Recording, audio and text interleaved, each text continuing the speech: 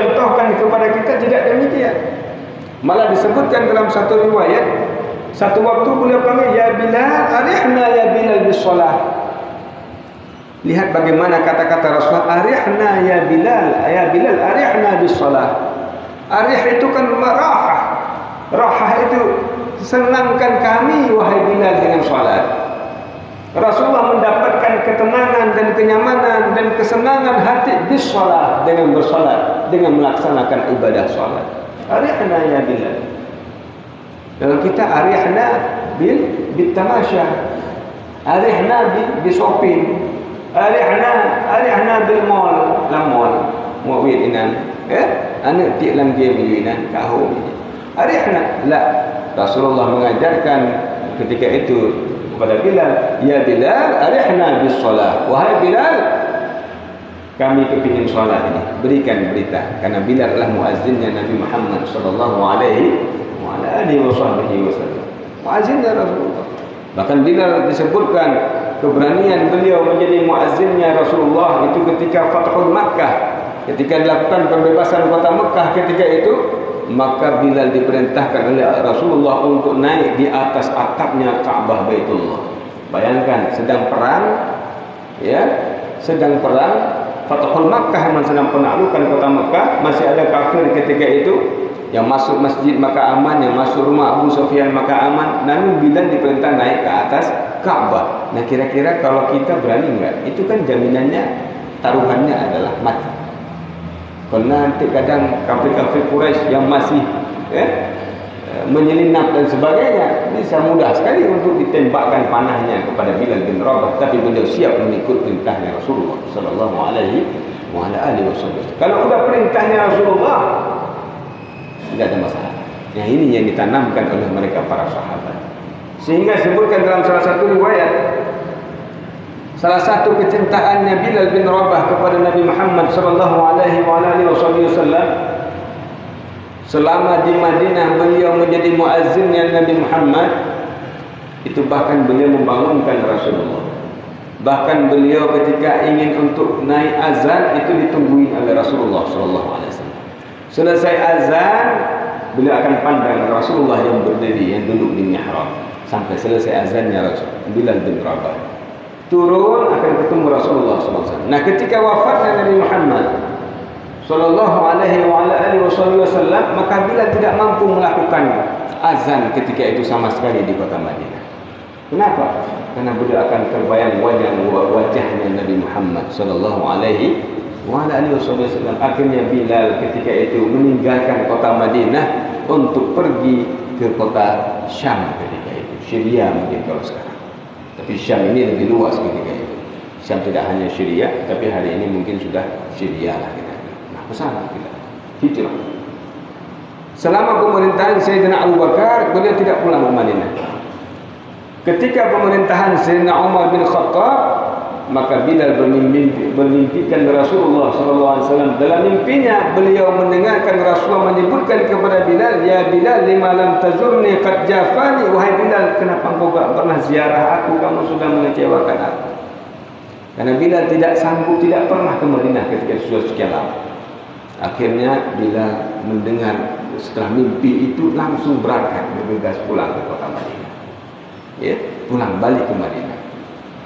Nah, ma'asyiral muslimin rahimakumullah, penduduk Madinah yang ketika itu sudah lebih kurang 2 tahun setelah wafatnya Nabi Muhammad sallallahu alaihi wasallam, begitu melihat Bilal, muncul semua kerinduan, ini muazzinnya Rasulullah sudah kembali ke kota Madinah. Umar bin Khattab minta, ya Bilal, azan sekali Bilal. Rindu mau dengar azan ketika masanya Nabi Muhammad sallallahu alaihi wasallam. Semua kepingin dengar agar kembali ingin untuk meriwang kelong kepada masa Nabi Muhammad sallallahu alaihi wasallam. Bilal tidak sanggup. Semua sahabat minta, Bilal tidak mau, tidak sanggup. Akhirnya datanglah cucunya Nabi Muhammad, yaitu Sayyidina Hasan dan Husain, minta, ya amma Bilal, wahai paman Bilal, ala adzanta lana mau enggak kamu azan untuk kami? Kama adzanta li jaddina, sebagaimana engkau pernah mengumandangkan azan untuk kakek kami Nabi Muhammad sallallahu alaihi wa ala alihi wasallam. Ini permintaan junjungan Nabi Muhammad. Bilal tidak sanggup menolaknya. Bilal tidak sanggup untuk mengeleng. Akhirnya karena ini permintaan cucunya Nabi Muhammad, Bilal pun menyanggupi untuk melaksanakan azan ketika itu di kota Madinah setelah wafatnya Nabi Muhammad sallallahu alaihi wa ala alihi wasallam.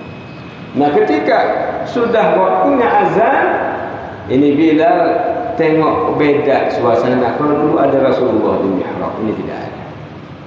Beliau naik ke atas tempat untuk azan, ya. Maka pada saat itu ketika beliau mengumandangkan azan, Allahu Akbar, Allahu Akbar, seluruh penduduk kota Madinah ya, terkejut. Ya, bahkan ada yang mengatakan, apakah Rasulullah sudah hidup kembali? Karena mereka begitu cinta dan begitu merindukan Nabi Muhammad sallallahu alaihi wa ala alihi wasallam. Semuanya kota Madinah gempar ketika itu mendengar muazzinnya Nabi Muhammad, Bilal bin Rabah, yang senantiasa dicintai Rasulullah. Walaupun beliau daripada kulit hitam tetapi sangat dicintai Rasulullah, yang Rasulullah SAW meminta hiburannya itu dari Bilal. Arihna ya Bilal, arihna ya Bilal, hibur kami wahai Bilal. Maknanya ada Nabi tanya kapan lagi waktu salat, kapan waktu salat. Karena Rasulullah senantiasa mengatakan waja'altu qurrata 'aini fi shalah, aku akan menjadikan ketenangan mata dan hatiku ketika aku melaksanakan ibadah salat. Ini Nabi Muhammad sallallahu alaihi wa ala alihi wasallam. Dan nyonya kata kumayang hinan putuh masalah. Kunci gadoh kamu pak. Kunci gadoh Bandung. Yang hana umpat dulu lang sembahyang itu Bandung. Yang makasyak kata no. Tapi saya kasyaki waktu sembahyang. Nah ini Rasulullah waja'altu qurrata 'aini fi shalah. Aku telah menjadikan ketenangan mataku, ketetapan mataku ketika aku melaksanakan ibadah salat. Ini Bilal bin Rabah adalah muazzinnya Nabi Muhammad sallallahu alaihi wa ala alihi wasallam. Nah, ketika Bilal melanjutkan Allahu Akbar, Allahu Akbar, maka ketika itu semua laki-laki, wanita yang ada di kota Madinah, yang ada di pasar, semua tutup kedai. Andung tutup kedai. Memang daya tarik Bilal, Masya Allah, muazzinnya Nabi Muhammad, ya, itu langsung semua bergegas menganggap bahawa seakan-akan mereka sudah hidup di masanya Nabi Muhammad sallallahu alaihi wa alihi wasallam. Asyhadu an la ilaha illallah. Semua sudah semangat, ini betul Nabi sudah hidup kembali. Akhirnya semua berbondong-bondong karena mereka sudah lebih 2 tahun tidak pernah mendengar suara Bilal bin Rabah muazzinnya Nabi Muhammad sallallahu alaihi wa alihi wasallam. Ketika itu disebutkan lagi asyhadu an la ilaha illallah. Akhirnya mereka sudah hampir berkumpul di Masjid Nabawi ketika itu, semua penduduk kota Madinah ketika itu. Nah, ketika sampai kepada menyebutkan wa asyhadu anna Muhammad. Nah, di sini Bilal bin Rabah radhiyallahu anhu wa ardahu tidak mampu melanjutkan kata-kata syahadah Nabi Muhammad karena muncul mahabbah yang begitu tinggi dan beliau akhirnya terbata-bata di situ, tidak mampu melanjutkan ucapan azan tersebut. Han sanggup le wa asyhadu anna Muhammad. Begitu menyebutkan kata Nabi Muhammad, nama Nabi Muhammad sallallahu alaihi wa alihi wasallam, bergejolak rasa mahabbah Bilal bin Rabah dan beliau menangis ketika itu. Dan disebutkan dalam riwayat tidak ada tangisan yang lebih dahsyat ketika itu yang terjadi di kota Madinah ketika meninggalnya Rasulullah, kecuali itulah kejadian ketika azannya Bilal bin Rabah kali pertama di kota Madinah setelah wafatnya Nabi Muhammad sallallahu alaihi wa alihi wasallam. Ini mahabbah. Ini adalah cinta. Cinta kepada Nabi Muhammad, cinta kepada syariatnya Nabi Muhammad ditunjukkan oleh mereka para sahabat-sahabatnya Rasulullah sallallahu alaihi wa ala alihi wa sahbihi wasallam. Nah, kita ma'asyiral muslimin yang hari ini sebagai umatnya Nabi Muhammad, yang pertama kita wajib bersyukur. Wajib bersyukur menjadi umatnya Nabi Muhammad. Nabiullah Musa alaihissalam ketika baginda Nabi Muhammad Isra dan Mi'raj, ya, ketika beliau Isra dan Mi'raj, Rasulullah Isra dan Mi'raj, itu Nabi Muhammad diperintahkan Allah menjadi imam dan makmumnya semua para anbiya. Nabi Musa melihat Nabi Muhammad jadi imam, ya, beliau merasa kenapa tidak saya jadi imam, ya. Akhirnya beliau mohon kepada Allah Subhanahu wa taala agar ada jid umat Nabi Muhammad ini menjadi umatnya Nabi Musa. Ada jid, kalau bisa ya Allah umatnya Nabi Muhammad jid umat lu. Gelake dari Nabi Musa. Inilah istimewanya umat Nabi Muhammad. Kalaupun tidak, kata Nabi Musa, maka beliau siap jadi umatnya Nabi Muhammad. Nyamban dia kata. Nabi Musa ada jid benci umat Nabi Muhammad. Begitu istimewanya umat Nabi Muhammad yang hari ini kasihan umat Muhammad tidak tahu kelebihan. Ya, bohong-bohong. Sungguh-sungguh. Jadi mudah-mudahan ma'asyiral muslimin rahimakumullah, kita semua insya-Allah bisa meneladani akhlaknya Nabi Muhammad sallallahu alaihi wasallam. Laqad kana fi Rasulillah uswatun hasanah. Sungguh pada Rasulullah itu ada akhlak yang sangat sempurna. Mau tengok dermawan sekali baginda Nabi Muhammad. Ingin tengok kesabaran, sabar sekali Nabi Muhammad. Tidur di atas pelepah kurma, bahkan sampai berbekas tubuhnya. Ibnu Mas'ud masuk, Sayyidina Umar masuk, melihat Nabi Muhammad menangis mereka ketika kaisar-kaisar Romawi tidur di atas kasur-kasur mereka yang begitu empuk dengan dinar dan dirham, tapi Nabi Muhammad hanya tidur di atas pelepah kurma, sementara beliau adalah khatamul anbiya wal mursalin, asyraful anam, sebaik-baik makhluk, sebaik-baik manusia, bahkan di atas para malaikat sekalipun, terutama Nabi Muhammad sallallahu alaihi wasallam. Artinya Nabi mencontohkan kesederhanaan beliau. Nabi mencontohkan kesederhanaan, namun beliau tetap berhasil dalam visi dan misi dakwahnya beliau. Maka kita contohlah Nabi Muhammad dalam semua tingkah laku. Dia baca-baca masalah kabeh tak nak tahu kampung. Ya, katanya ittiba Rasulillah. Tapi ada sedikit masalah, merah muka, hubungannya, Masya Allah. Hakata Rasulullah. Saya tanya orang pun lagi, oh mana ni? Jadi ini mungkin hal-hal yang kita harus teladani dalam kehidupan kita. Musamahah, saling memaafkan. Bagaimana Rasulullah begitu sabar, bahkan tidak hanya dengan umat Islam, dengan kafir pun Rasulullah begitu sopan. Ya, satu cerita lagi sebagai penutup pertemuan kita insya-Allah di subuh yang berbahagia ini. Ketika Rasulullah saat itu ada seorang Yahudi di Madinah menghujat Nabi terus, hujat terus.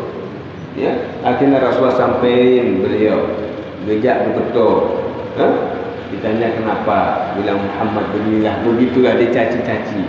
Ternyata ini Yahudi, ya, miskin, buta lagi, enggak nampak siapa yang di hadapannya. Akhirnya Rasulullah ambil makanan, disuapin ini Yahudi. Gila lagi. Ya, disuapin pelan. Sambil si Yahudi ini mencaci terus Nabi Muhammad, tapi yang menyuapin dia adalah Nabi Muhammad sallallahu alaihi wasallam.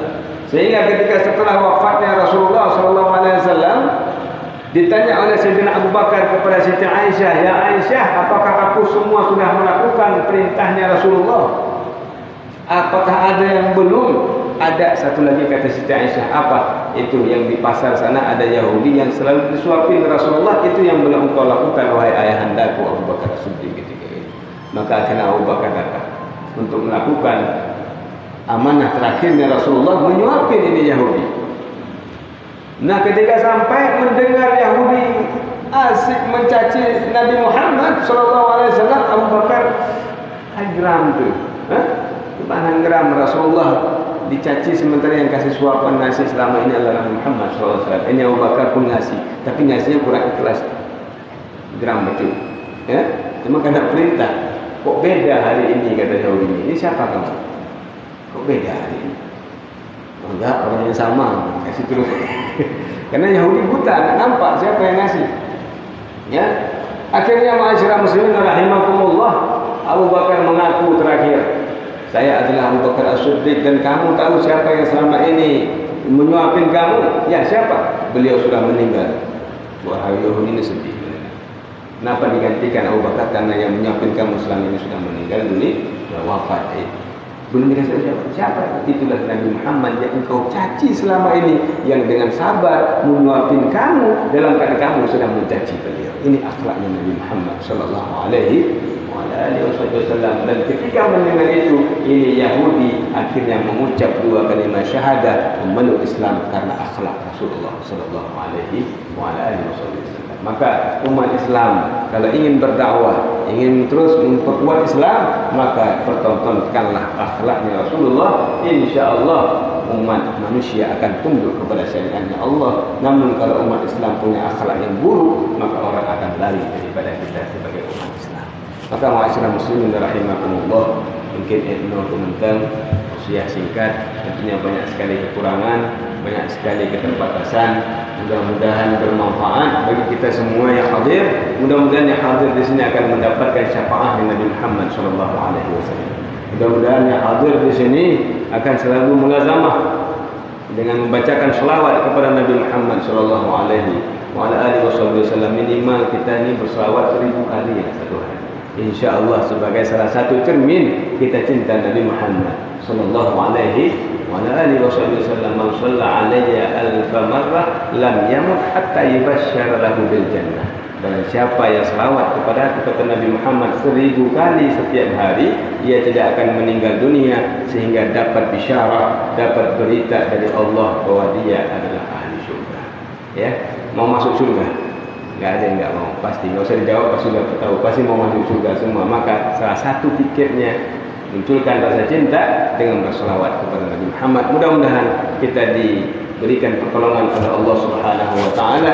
Allahumma inna ala dzikrika wa syukrika wa husni ibadatik. Allahumma ya 'azimul sultan, ya qadimal ihsan, ya daiman ni'am, ya katsiral jud, ya wasi'al 'ata, ya khafiyal lutfi, ya jamilal sunni halman la ya'jal. Shalli rabbi ala sayyidina Muhammad wa alihi wa sallim warda 'an sahabati ajma'in.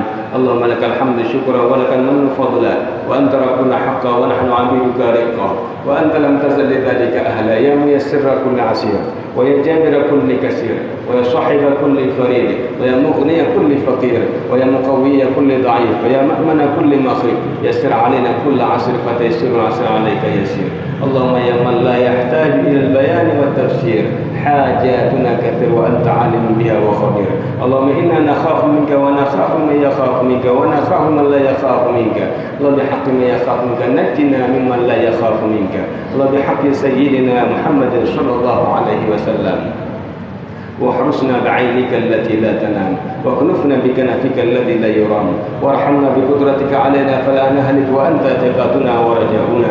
اللهم إنا نسألك زيادة في الدين وبركة في العمر وصحة في الجسد وسعة في الرزق وتوبة قبل الموت وشهادة عند الموت ومغفرة بعد الموت وعفوا عند الحساب وأمانا من العذاب ونصيبا من الجنة ونصيبا من الجنة ونصيبا من الجنة.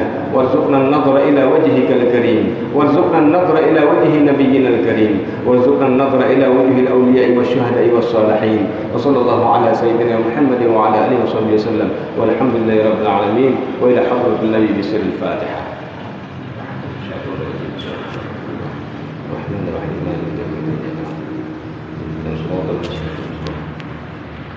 الرحيم.